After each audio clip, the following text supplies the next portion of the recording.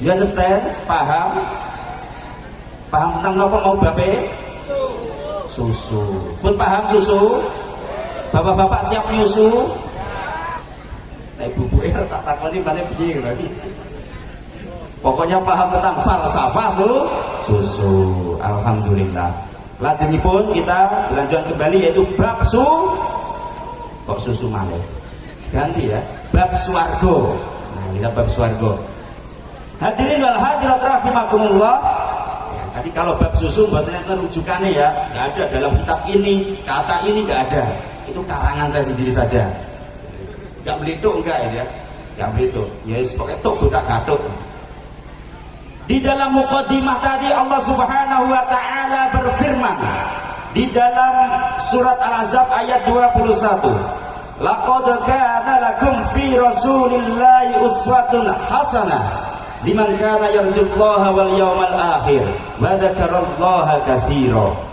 Yang artinya sungguh telah ada pada diri Rasulullah SAW yaitu suri tauladan yang baik bagimu, yaitu bagi orang-orang yang mengharapkan rahmat Allah dan kedatangan hari kiamat, dan orang-orang yang banyak mengingat kepada Allah Subhanahu wa ta'ala. Para ahli nahwu, ahli gramatikal Arab, gramatikal bahasa Arab mengatakan bahwa ayat ini dimulai dengan lamul qasam. Nah ini rada serius titik. Nek mau bar susu nah iki swarga iki rada serius nggih.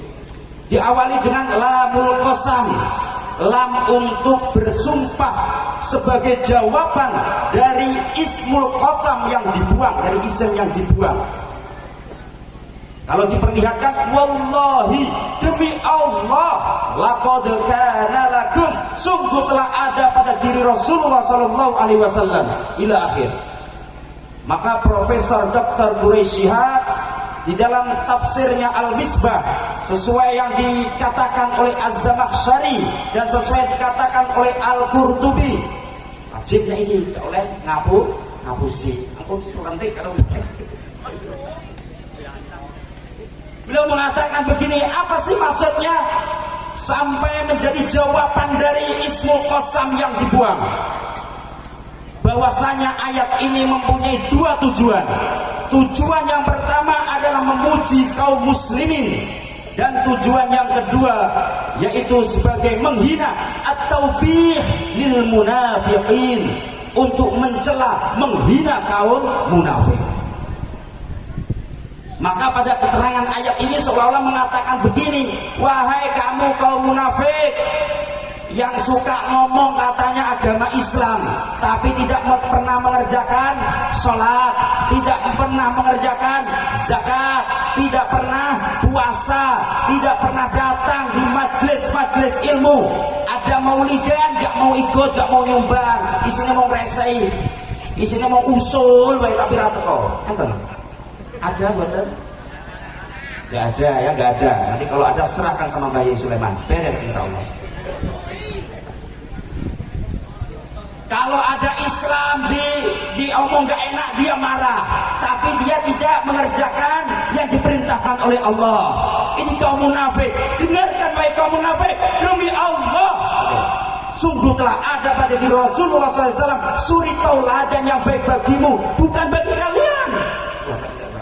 Bukan bagi kalian, bagi liman yarjullaha wal yaumal akhir. Ini kalau kata ilmu nahwu, kalau kata santri-santri ini katanya liman ini badal ba'du minkul. Jadi kalau lakum di situ untuk semuanya, bukan untuk semuanya, ya hanya untuk orang-orang yang mengharapkan rahmat Allah, orang-orang yang mengharapkan kedatangan hari kiamat, dan orang-orang yang selalu banyak berzikir kepada Allah Subhanahu wa ta'ala. Jadi kalau ada orang-orang yang tidak mengerjakan ibadah perintahnya Allah, ngomong tentang kebaikan, itu bukan seperti itu. Suri tauladan Nabi bukan untuk mereka. Untuk siapa? Untuk yang selalu bertakwa, mengerjakan ibadah kepada Allah Subhanahu wa ta'ala. Faham? Fahimtum? You understand? Yes. No. Nanti so you understand. Hadirin wal hadirat rahimakumullah. Maka Ibnu Katsir di dalam kitabnya Tafsirul Quranul Adzim halaman 726, beliau mengatakan yang masih berkaitan dengan ayat tersebut, bahwasanya ayat ini diturunkan masih ada kaitannya dengan perang Khandaq, di mana pada waktu itu kaum muslimin mengalami kesulitan yang sangat berat.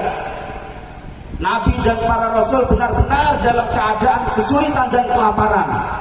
Bahkan Nabi dan para sahabat dan sahabat-sahabat yang lainnya sampai mengganjal perutnya dengan batu untuk menahan lapar.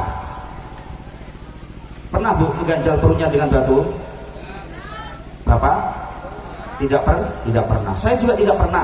Kalau sekarang sudah gak ada orang kelaparan mengganjal perutnya dengan batu. Alhamdulillah. Ini berarti menunjukkan gizinya cocok dan susunya pasti cocok. Maka bapak-bapak yang masih kuyus-kuyus harus segera perbaikan di gizi, terutama perbaikan susu. Nanti sampai rumah dihajar sama ibu-ibunya nanti ya. Maksudnya perbaikan susu itu adalah susu yang asli Pak ya, susu yang asli, susu Nestle gitu ya. Hadirin wal hadirat rahimakumullah, maka ayat ini menjelaskan tentang bagaimana teladan Rasulullah SAW ketika saat itu Rasulullah SAW dalam keadaan kesulitan, dalam keadaan kelaparan yang diteladankan Rasulullah SAW dan dicontoh oleh para sahabat-sahabat yang lainnya.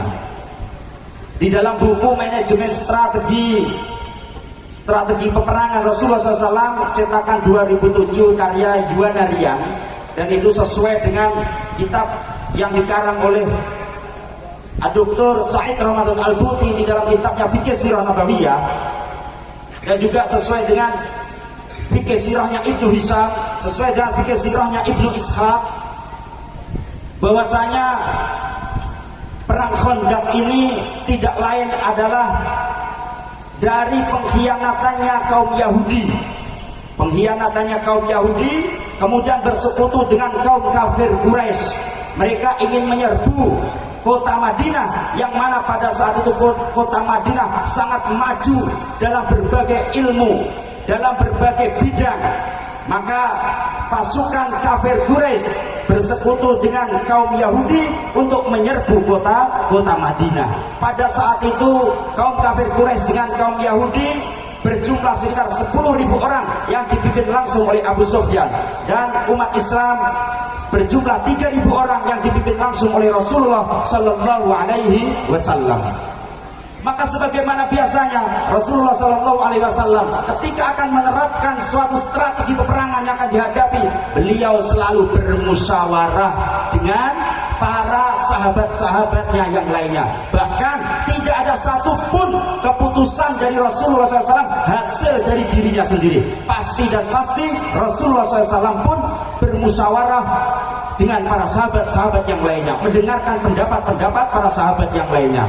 Maka ini harus kita contoh, yaitu selalu bermusyawarah dalam berbagai bidang. Kita menjabat sebagai kepala daerah, kita menjadi orang yang berada di lingkungan organisasi, misalkan di instansi, maka mau tidak mau ketika akan mengambil sebuah keputusan, maka harus bermusyawarah dengan orang-orang yang terkait, termasuk Bapak Lurah yang baru diresmikan, yang baru menang ya. Nanti ketika akan dana desa turun sebelum ini digunakan, atau ada undang-undang baru dari pemerintah, harus bermusyawarah dengan perangkat desanya, harus bermusyawarah, bersilaturahim dengan para kiai sesepuh-sesepuh yang ada di desa sini. Tapi saya yakin, saya lihat insya Allah Pak Lurah ini akan bermusyawarah. Nanti kalau tidak bermusyawarah, serahkan kepada Mbah Yai Sulaiman.